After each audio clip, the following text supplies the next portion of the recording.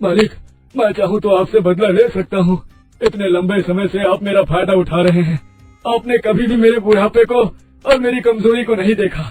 बस आपने फायदे का सोचा, पैसे का सोचा, और लालच में मुझ पर इतनी लकड़ी लादते गए जितनी कि मैंने कभी अपनी जवानी में भी नहीं उठाई होगी। लेकिन फिर भी आपने मुझ पर एक बार भी तरस नहीं खाया। और आज तो हद ही हो गई थी।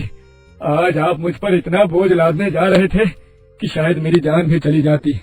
यही सब देखकर शायद भगवान ने आपको ये सजा दी है।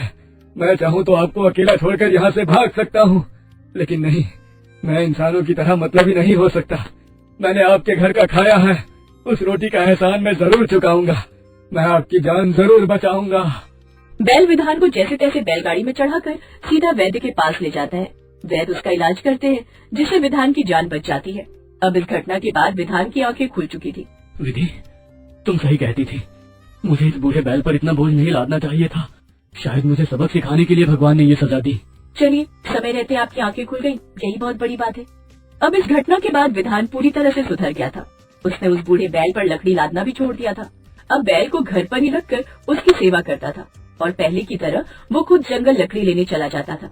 अब उसे पैसे का भी लालच नहीं था। बाजार में लकड़ी बेचकर दिन भर में जो थोड़े से पैसे कमा कर लाता था, अब उसी पैसे में अपने परिवार के साथ